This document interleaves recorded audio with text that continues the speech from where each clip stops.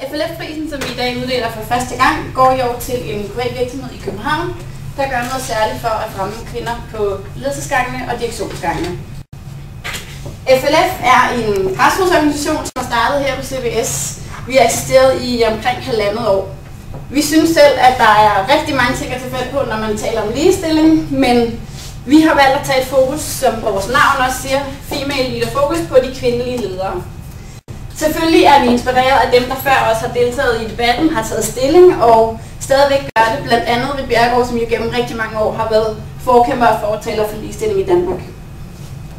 Vi er meget glade for, at overborgmester Ritt Bjerregaard kan være her i dag til at være med til at uddele prisen, især fordi Ritt Bjerregaard har inspireret så mange i dansk politik gennem rigtig mange år. De nominerede til FLF-prisen 2009 er, som sidder herovre, Danske Bank, IBM og TDC. Den virksomhed, der er den vindende virksomhed, opfylder på sin egen måde alle de her kriterier, som man lige har læst op, og gør en ekstra indsats. Det kan fx være, at de har en virksomhedskultur, som understøtter særligt den måde, som de vælger at arbejde med ligestilling på. Og derfor er jeg glad for at præsentere Ritt Bjerregaard, som efter lige et par år vil afsløre, hvem vinderne af FLF-prisen 2009 er.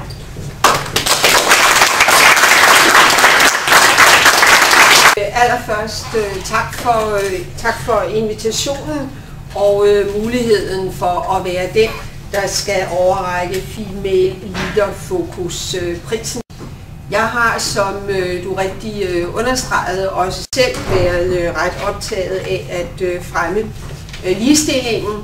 Der er jeg dels som overborgmester. Københavns Kommune er faktisk en rigtig stor arbejdsplads med 46.000 medarbejdere, men det er jeg også som politiker, og jeg har jo levet et langt liv som politiker, og derfor har jeg også oplevet lidt af hvert, fra at være en helt uprøvet politiker i en mandsdomineret verden, til nu at være politiker i en verden, hvor kvinder begynder at fylde lidt mere, selvom jeg sådan set stadigvæk mener, at der er ganske mange barrierer, der skal overvindes undervejs.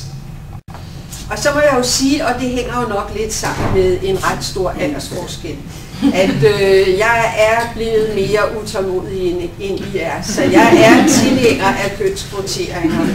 Og jeg synes, det er rigtig, rigtig godt, at de er begyndt på det i Norge og i Sverige. Og jeg synes, vi skulle tage og lære af det. Men I har jo valgt en blidere tilgang, i hvert fald indtil videre. Og jeg vil sådan set godt, før jeg afslører, hvem der vinder prisen, sige, at det er et rigtig godt stykke arbejde, som FLF har gjort, hvor de virkelig har været dybt nede i virksomhederne, og hvor de har udvalgt de her 3 virksomheder, som alle 3 har gjort en stor indsats for at få flere kvindelige ledere.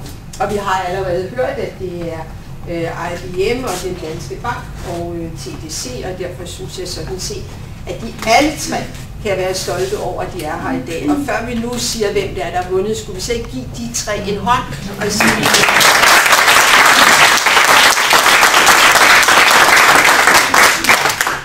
og så er det altså virksomheden TDC, som er den, der har vundet årets pris.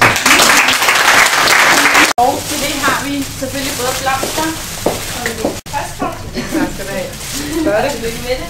Og et diplom, som vi har udarbejdet sammen med Københavns Kommune, og hvor alle vores underskrifter er på, så vi ikke løber fra det. Tusind tak skal du have.